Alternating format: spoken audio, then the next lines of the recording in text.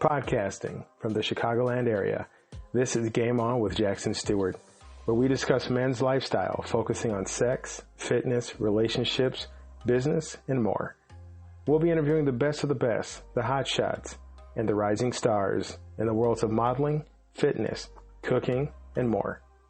Influencers who are discussing keeping it sexy while at the top of their game. I'm your host, Jackson Stuart. Welcome to the show. Welcome to the game. Oh, okay. So let me go right now. Okay. This is Melody, and you're listening to... Wait, fuck. This is Melody, and you're listening to Game On with Jackson Stuart.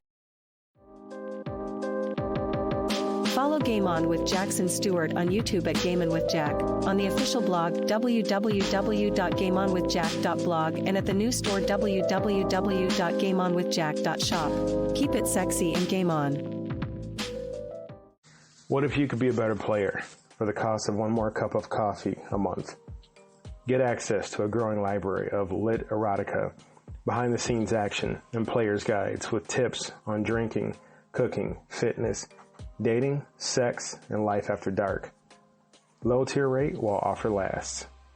Patreon.com, Game On with Jack.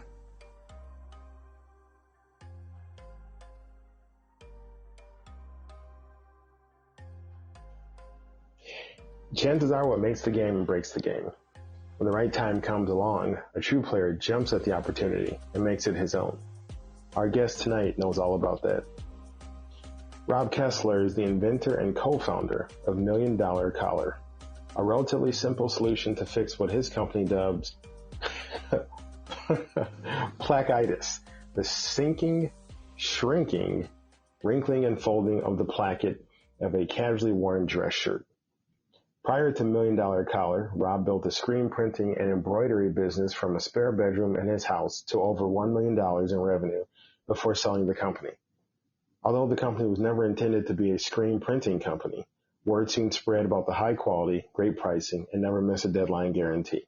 Rob's sales experience in a number of high-dollar industries, including diamonds, real estate, and automotive sales, provided a unique blend of backgrounds to transition him into the fashion world. His ability to look at the world through a different set of lenses than most people lead to his success in every sales job and with both of his own businesses. In addition to being an entrepreneur and businessman, Rob is also our guest this evening. All right, guys, you've heard the introduction and bio. Now join me in welcoming to Game On, the brilliant, the critical thinking, and the wild card himself, Rob Kessler. Rob, how are you doing? That is a good summary. I like it. Glad you like it. So let's kick off. Can you tell the audience what platform they can find you or website, and by what name they should look for you? I think the best spot is our newer website. It's called GoTieless.com. So we invented and designed the first shirt designed to be worn tieless, featuring my technology that I invented. So GoTieless.com. We're building up our social media now. Our shirts are in stock. So I'd say that's probably the best spot. Now, where are you from and where did you grow up? So I was born in Detroit, but I only lasted about a year there. And then my parents moved to Milwaukee, Wisconsin. So I lived pretty much most of my life in Milwaukee until till 2015. I took my wife to LA for a premiere for her birthday. And a year later, we were driving out to LA to live there. So we lived in LA for almost 6 years, and now we're in Atlanta, Georgia. So you're a Midwest guy. Yeah. See, I like you. I'm a Chicago guy, so it makes sense, you know. Oh man, I don't know if we can be friends though. You're Chicago and Milwaukee. You're right. We both like beer, and you know it's in the blood whether you like it or not. And we're both not afraid of cold weather. Yeah, it was pretty cold here actually. I thought being 12, 13 hours south of Milwaukee would be a lot warmer in Georgia, but man, it gets some cold winter nights, that's for sure. Now, it's in the bio, and if you guys have not read Rob's extensive bio, please check it out because it's got some wild ups and downs and obstacles in there. But what I really like, if you could tell everybody, is how you got into the business, like the story behind why you developed the tieless technology and the shirt design, because it's really, there's a lot to take from that. So if you could kind of, explain that out for people. Yeah, I mean, the long and the short of it is we got married on the beach in Jamaica in 2013. I had a brand new, freshly pressed Express 1MX, and I thought that I'd look great on my wedding day. And whether it was the humidity or whatever, but my shirt was just a sloppy, crumbled mess. I remember tugging at my collar all day trying to get that thing straight. And we actually brought the photographer with us because he was a friend of ours. And so the next day we're looking at, the 2,500 photos he took throughout our wedding day, and my shirt was just a mess. You could see my undershirt. I mean, it was just bad. So came home from Jamaica. I started internet searching everywhere I could find to see if there was anything that reinforced the front of the shirt where the buttons and the holes are, which is called the placket. And there was nothing. Everything was some kind of kitschy collar stay, whether it's those magnetic ones or, there's even a guy that basically took like the girl's like 80s inch wide plastic headband and you stick that up under your collar. That's supposed to hold it up. And all this stuff was just like not really the solution. So I took a piece of cardboard, I cut it out, I cut open a dress shirt and I shoved it down the front. I showed my new bride and she instantly saw what I was trying to attempt and what I was trying to fix. And so it started with that piece of cardboard, and it took 2.5 years to patent and perfect. I ruined probably 100 shirts in the process because, I'd wash it, dry it, iron it. Everything was good. And then send it to the dry cleaner, and whatever high heat plastic I was using wasn't high heat resistant enough, because I melted so many plastics to so many shirts that I was like, I finally had to pull a guy aside and say, dude, how hot are you guys using? Because they say these temperatures on these plastics are plenty hot enough, and they weren't nearly. So they flash press your shirt at the dry cleaner between 400 and 450 degrees. So yeah, and most high heat plastics start to fail at about 275. So we weren't even close. So I tracked down a international plastics company and told them what I was trying to do and worked with them. And we developed the material that's $1 Million Collar. It's almost twice as heat resistant as what the dry cleaners use. I call it this magic material because it's literally soft enough to be sewn through, yet it's still rigid enough to hold up the weight of the collar. And that's the problem, is the collar has so much bulk in it that it just is collapsing the front of your shirt. And so it's soft, it's lightweight, it's super flexible, it's rigid. I mean, it's like this weird miracle material, but that took 2.5 years to patent and perfect. Placketitis. Because I said earlier placketitis, but placketitis, got it. What I really like about your story is that, like every guy who's ever put on a dress shirt has found something he didn't like about it, right? And I love the picture on your website where like your wife's looking at you and her looking at your dress shirt while you're wearing it, like in disgust, like, oh my God, like that's what you're wearing. But you took a daily problem and like you did something about it. And so, not only did you do something about it, but you blew it up into a giant business. What's the number one takeaway? Given how you dealt with an obstacle and create a solution. Like, I think a lot of people hit obstacles and just stop. What's the takeaway you give people to hit an obstacle and go over it? I think people get overwhelmed by the process, and it's literally, a piece of cardboard, and I didn't even care what the design was. I just wanted to see if a little bit of structure in that part of the shirt would change the look, and it did. And so it's okay.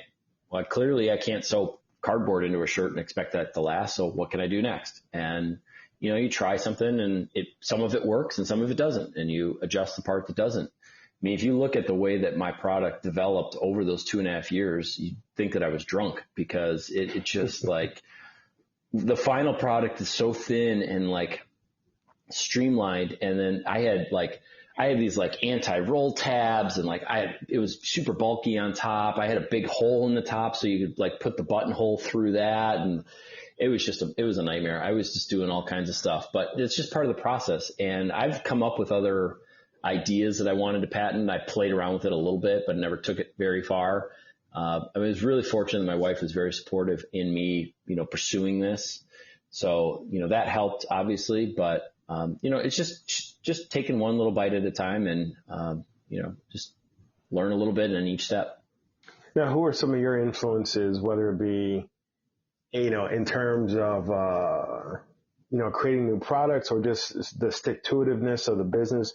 Who inspires or who has influenced you, I should say? My dad's been a big influence. He started it. The reason we moved to Milwaukee is because he wanted to get out of Detroit. And it's a really amazing story. He got to Milwaukee and couldn't find a job. He actually left my mom and I in Detroit and tried to kind of get settled before we came. Nobody would hire him. So he finally walked into a jewelry store one day and said, look, give me 30 days. If you don't love me, I'll walk away. I won't even argue. Just give me 30 days. He didn't know the first thing about jewelry, but 30 days later, the guy hired my dad and fired his brother-in-law. And 10 months later, my dad left that guy because he had a bad gambling problem and started a little jewelry store with a partner and grew that to $35 million a year in revenue and was the third largest independent jeweler in the country. And so to have him go from doing everything to, having 150 employees in 7 locations, in my lifetime it was great to watch. It sucked growing up because he was never around. And that's, even though that I'm the third and he's junior, that's his firstborn and his first child and his first love, I think. But it was great to have him. I still have him to be able to ask questions and, put ideas up against and say, hey, we're thinking about doing this. And he helps keep me in check. And his favorite saying nowadays is you have to earn the right to grow. And so we're, trying to make the steps possible that get us to the next level and to the next level and to the next level. And so he's been huge. I've got a couple aunts and uncles that have had their own businesses that I talk to from time to time. And but I always loved reading like business books and motivational, Tony Robbins and stuff like that. So it sounds like resiliency is kind of like in the blood, and I think a lot of guys, whether it be business or personal or fitness or whatever, it's that having a great idea, but and not just seeing it to its end, but you get those obstacles, you get people, the naysayers, people say it can't be done. How do you stick to it? How do you keep going until you see something completed, no matter what? I never really paid too much attention to what other people did. I mean, I had a screen printing business and everybody else had all these automatic presses and all this other crap. And I just didn't do it. I hated being nickel and dimed. I mean, I used screen printers and they're like, okay, it's a $20 setup fee for this color and that color. And then there's this fee and there's that fee. And I'm like, dude, this is so obnoxious. Just tell me what the price of the shirt is. I don't care. So I just did it my way. And I always look at things from the customer's perspective. So I don't really pay too much attention to what other people say or do. Fortunately, I don't have really any competition in this market just yet. Hopefully people start jumping in, which means that I'm definitely on the right track. The no's that I get the most are from these brands that we're trying to license to, and they think that their shirt's figured out. So many of them are like, well, I don't want to offer this in some shirts and then, make my other shirts not as good. I'm like, dude, Apple comes out with a new phone every year because they're improving it. Right. You guys haven't changed the way a dress shirt's been made in 100 freaking years. It's time. Nobody wears ties. There's no structure in the placket. 90% of the market is going tieless almost all the time. So you don't have a product. That's why we started our own dress shirt brand, because we had people say no so many times. I said, screw it. I'm just going to prove that the brand can be built around the technology. And that's what we're doing now. What advice would you give someone who's thinking about starting their own business? I always say this, that you better be passionate, because if you're just chasing a dollar and looking for the opportunity, you're going to easily get distracted and go see what the next shiny nickel is. And, if you're passionate about solving a problem, you're passionate about, creating something that's going to last, that's what's going to get you through. And believe me, there's been plenty of days that I've been sitting on the couch like, what am I doing with my life? Why have I gone this route? And, fortunately, for me, my wife will be on a high with her business. She's a badass stunt woman. If you don't know, she doubles, Taylor Swift, and she's, Walking Dead and Jenna Elfman. I mean, crazy, crazy people, big movies. all kinds of stuff. So Nice, she'll be having a nice. great time, and yeah, she'll be having a good time. So she'll bring me up, and then there's days when she's like, man, I don't know what I'm doing. I'm bruised and battered everywhere, and I'm tired, and then I'll be on a good streak. And so we balance each other out really well that way. So just for people listening, there are days when hotshot businessman Rob Kessler thinks, why the hell am I doing this? And that's something that, I always want to get through with guests. I think a lot of people see, they see you, they see influencers, they see models and everything, and they think you guys wake up to perfection, live through perfection, go to sleep to perfection. And that's not the case. And so you have doubts, right? Oh, of course. I mean, look, we're 7 years in. We've sold 500,000 units. We're at $1 million in revenue, and which is pretty slow growth. But I know that tomorrow, Macy's could call and say, we're going to put this in all our stores and we'll do $1 million this year. And so that's what keeps me going, is knowing that I've laid the groundwork and I've planted so many freaking seeds everywhere that's impossible not to know and impossible not to be ready for when that thing happens. I mean, I'm thinking 9 steps ahead. I've got production ready to do 1 million units a month.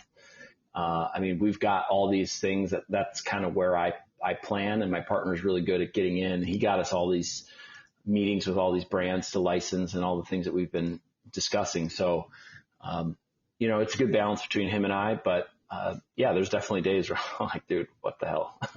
Now, you said, you mentioned that reading is important. You're reading business books and reading motivational information. How it's important to you, but how important has it been for you, in your process of business? Because some people are like, I got out of school, I don't read, or that, all those motivational quotes don't do anything. But has it made an impact on you as a business person? Yeah, and I get it firsthand. My dad, 11 years into his business, was ready to hand the pink slip to his competitor and just said, I can't do this anymore, because he was so lost. He wasn't growing. And he went to Tony Robbins and walked on fire and came home from a 3-day Tony Robbins thing and had a whole new perspective on life and grew double digits for 20 straight years and went from 300,000 in sales to 35 million in sales. And so, if you don't have somebody else and you're not willing to learn, you can't grow. I just listen to everything I can. I hate reading. I mean, the second I open a book and read the first line, I'm yawning and I'm ready to go to sleep. I'm yawning just thinking about reading. So there's a way to consume that information, whether it's reading, if you like reading, great. There's Audible, every book is available on Audible. There's podcasts. I mean, I listen to a lot of Gary Vee. I mean, he'll say it all the time. He's like, I know you've heard this 1,000 times, but look, it's not that hard. Do this and this and this. That's it. Just do what makes you happy. And so you hear that enough times and it's like, okay, that helps me think outside of and get out of my own way. I mean, watching my dad grow like that, because he was in his own way, which is why he wasn't growing. And he just put his foot down and made some serious decisions that had never been done in the jewelry industry, because it just was never done. And so he said, I don't really care if that's how it's done. I want to do it the way I want to do it. And it turned out to be incredible. So one of my favorite questions, but the question that every guest cringes at, what is, in keeping in the theme of sexiness, what is the sexiest thing about you? My wife will tell you that I can do pretty much anything. I have this weird ability to look at something that I've never done and say, I can do that. So I built a 2-tiered, 70-foot long, 10-foot high retaining wall last summer in our new house, which was absolutely backbreaking work, but I built a frigging retaining wall, and I have an absolute new respect for retaining walls. So if you look at a retaining wall and you drive by and you're like, oh, that's just a wall, dude, that is intense, man. And so I built her a small little 12 by 24 tack room for her horse. So she's got a tack room and a feed shed. I'm building a 2-stall barn. We put in a beach. I learned how to drive a tractor and a front loader, and I drove an excavator the other day, and we've had bobcats, and I just can figure stuff out. And it may not always work as smoothly as a professional, but the fact that I'll just grind my way through and figure it out. I'm doing a 13,000 piece puzzle right now, and it's, it'll be 2,000 pieces of the same color sky, but it just goes back to my stubbornness to get it done and just see it through. What makes a person sexy in your opinion? Confidence. I always say confidence is the sexiest thing you can wear. And, it doesn't matter what you look like or who you are, as long as you're a good person and you're confident. To me, that's sexy. I mean, I've watched my wife do some pretty incredible things, and we're 13 years together, and she gets more beautiful every day because of her ability and willingness to just take on anything. All right, folks, it is time for, time for the part that I really love. It's the quick game. I'm going to throw some rapid questions at you, Rob, and I know you're ready because I think you're ready just about any time of day, all the days of the week. So here we go. And I carried this question over from last week, but I love this question. Should pineapples be on pizza? I don't mind a pineapple pizza. I love a little Hawaiian pizza every once in a while. I mean, it's not a go-to, but yes, I'm down. What is your favorite time of the year? I like it hot. I take the summer. How can you be a Midwest guy? You're all about the heat. Come on now. What about the cold? What about the fall? That's why we left. Freaking hate the cold, man. We went right to the beach in California. I was like, we're not doing this cold anymore. Can you name 3 of the 7 dwarfs? Sleepy, Grumpy, the Sneezy one? Sneezy is one. Out of over 2 years doing this, only 4 guests could get that right. So I just saw it the other day. I don't know why, but I was also on a Disney cruise, which is something if you don't have kids. I don't recommend it. Star Wars or Star Trek? Star Wars. What is your favorite cereal? I don't eat cereal, but it was probably Apple Jacks. Oh, Apple Jacks is good. Or Frosted Flakes. Oh, man. I hear Apple Jacks about my grandmother. She made us live on that stuff. It was great. Do you eat oatmeal? Not typically, but, I want some apple in there if I'm doing oatmeal. Cinnamon. Sunshine or moonlight? I like the sun. I like being outside in the sun. If you find a spider in your house, do you kill it or do you take it outside and let it go? It depends if my wife is near. If she's not, it's dead. If she's around, she'll make me put it outside. And one of my favorite questions, if not the most favorite question, who inspires you? I think my dad does. I've got this, weird goal to kind of outdo him. So, we've always kind of been competitive, being that I'm the third and he's junior. We've butted heads because we're really similar, but at the same time, we're family and it's all good. So I'd say my dad. Good people, sexy people. That wraps up our interview with the brilliant, the critical thinking, and the wild card, Rob Kessler. Rob, thank you so much, and we will see you soon. Sounds good. Thank you.